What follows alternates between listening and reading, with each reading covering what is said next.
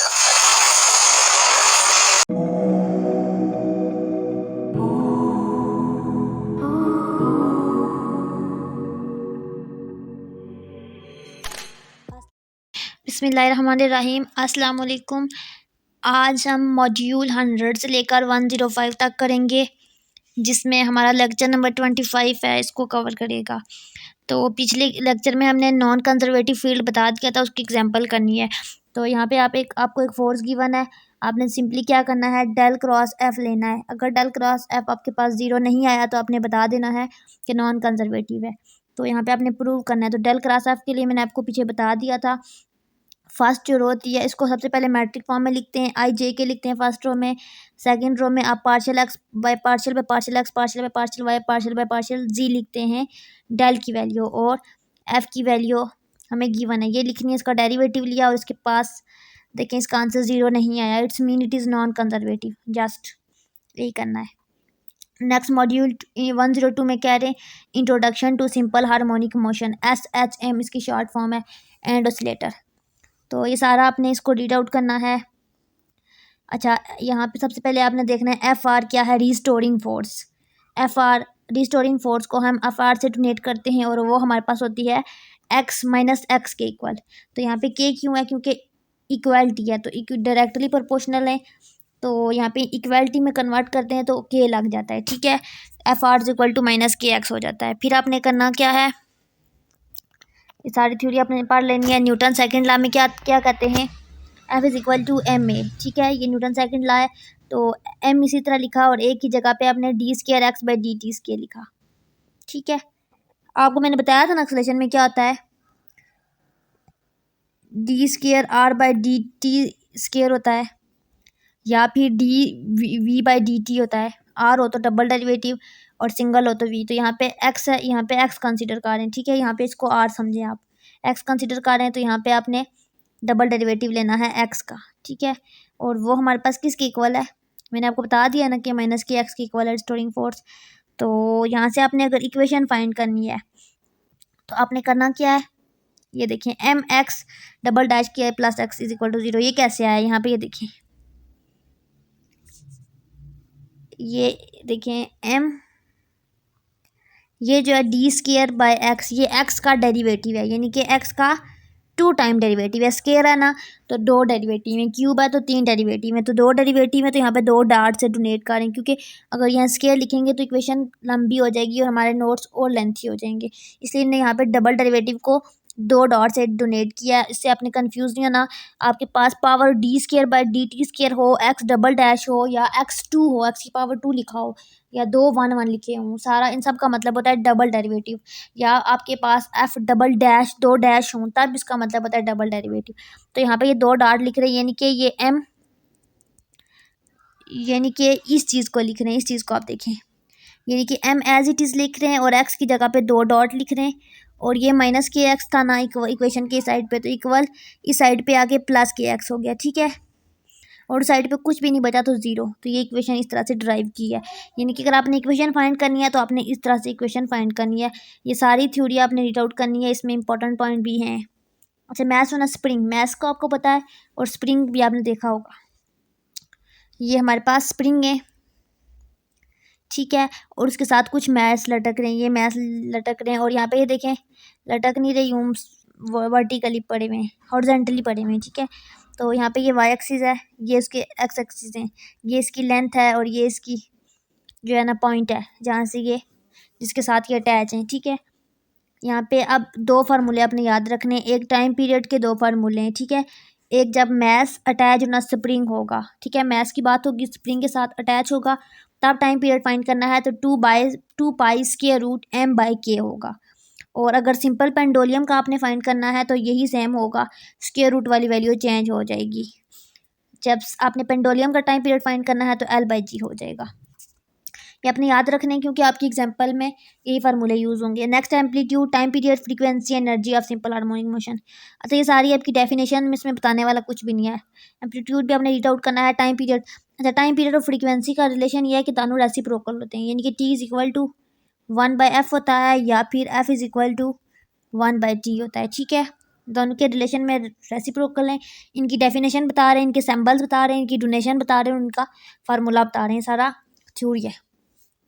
Energy of simple harmonic motion, तो energy मैंने आपको पहले बता दिया है टी प्लस वी है, और टी हमारे पास किनेटिक एनर्जी है और वी हमारे पास पोटेंशियल एनर्जी है। दोनों की गिवन है, तो एनर्जी में दोनों को सम किया, जब टी और वी की वैल्यू पुट की तो ये आपके पास आ गई। सिंपल हार्मोनिक की एग्जांपल है मॉड्यूल 104 में, ठीक है। इसमें आपने करना कि आपको एक मैथ गिवन है, वो 4 मीटर क्या कर रहा है, मूव कर रहा है लॉन्ग वाई एक्सिस, यानी कि वाई एक्सिस की तरफ मूव कर रहा है ओरिजिन से, यानी कि ओरिजिन से वाई एक्सिस की तरफ 4 यूनिट मूव कर रहा है उसका मैथ, और उसका मैग्नीट्यूड क्या है 6y है, और जो पार्टिकल है वो हमारे पास स्टार्ट में रेस्ट पे था, ठीक है, और उसका y इज इक्वल टू क्या था 10 था तब। तो यहाँ पे आपने सबसे पहले उसकी डिफरेंशियल इक्वेशन फाइंड करनी है, यानी कि डेरिवेटिव वाली इक्वेशन फाइंड करनी है। नेक्स्ट आपने बताना है इस पार्टिकल की पोजीशन क्या है, उसके बाद आपने इसकी स्पीड एंड वेलोसिटी फाइंड करनी है, उसके बाद आपने amplitude, time period, frequency and vibration find करनी है। तो सबसे पहले यहाँ पे देखें, आपको कह रहे हैं कि लेट करते हैं कि जो पोजीशन वेक्टर है, यानी कि जो आर है वो हमारे पास वाई के इक्वल है, ठीक है, वो हमारे पास पोजीशन वेक्टर है। अच्छा, पोजीशन वेक्टर को हम आर कहते हैं, तो यहाँ पे हम इसको वाई कह रहे हैं लेट, क्योंकि वाई की इक्वेशन है, ठीक है।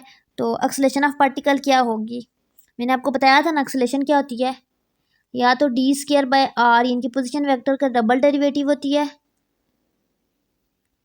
या फिर अगर वेलोसिटी का ले रहे हो तो D V by D T होती है, ठीक है, उसका एक डेरिवेटिव होती है वेलोसिटी की। तो यहाँ पे अब आपकी मर्जी, आप कौन सा रिलेशन यूज़ कर रहे हो। आपको अगर आर गिवन है तो आप ये वाला फार्मूला यूज़ करो, अगर वी गिवन है तो ये। तो यहाँ पे हमने किसके इक्वेट किया, यहाँ पे ये देखें आर लिया, आर वाला लिया, तो हमने कहा कि आर को अगर हमने वाई के इक्वल किया है तो यहाँ पे आर की जगह पे वाई पुट कर दिया, तो ये हमारे पास डबल डेरिवेटिव का फार्मूला आ गया। और फोर्स क्या हमें कहा गया, 6y कही गया मैग्नीट्यूड, तो ओरिजिन से हमारे पास वाई एक्सिस की तरफ जा रही है, तो इसका मतलब है नेगेटिव है, ठीक है। न्यूटन सेकंड लॉ में क्या कहा गया था, F is equal to ma, ठीक है। तो ये हमारे पास F है, ये हमें m गिवन है, और ये हमने a निकाला है, ठीक है, ये a है, तो a की वैल्यू यहाँ पे पुट की, तो यहाँ से हमने वैल्यू पुट करके ये इक्वेशन निकाल ली। अब हमारे पास कुछ वैल्यू यहाँ पे देखें इस साइड पे थी और एक इक्वल के राइट साइड पे थी, एक लेफ्ट पे, तो सारी को एक साइड पे ले आए और दूसरी साइड पे हमने 0 पुट कर लिया। अब यहाँ पे देखें इस तरह का टाइप की मैंने पीछे आपको समझाया था, वहाँ पे ये लिख रहे थे, इसको आप इस इक्वेशन को ऐसे भी लिख सकते हो, y का double derivative y double dash plus 3y is equal to 0। इन्होंने पीछे डबल डैश लगाया था, यानी कि ये एग्जाम्पल में डिफरेंट नोटेशन दे रहे हैं ताकि आपको आपका कंसेप्ट क्लियर होने चाहिए कि ये एक डोनेशन है, ठीक है। नेक्स्ट क्या क्या आ गया है, y इज इक्वल टू 10 है, D Y by D T हमारे पास 0 है स्टार्ट में, और t भी 0 है, तो general solution of differential equation is t भी 0 है, x 20 गिवन है और a इक्वल है 20, तो y इज इक्वल टू यहाँ से आपने ये इसका y निकाल लिया, ठीक है। अब इसी तरह आपने y की वैल्यू पुट की, और यहाँ पे हमारे पास D Y by D T Y की वैल्यू पुट की, और हमारे पास जो y की वैल्यू आ गई ना, ये आई, उसका फिर डेरिवेटिव लिया, ये यहाँ पे देखें ये y की वैल्यू आ गई, उसका डेरिवेटिव लिया, D Y by D T किया, तो आपके पास ये आंसर आ गया। अब t 0 है, डी बाई डी टी भी 0 है,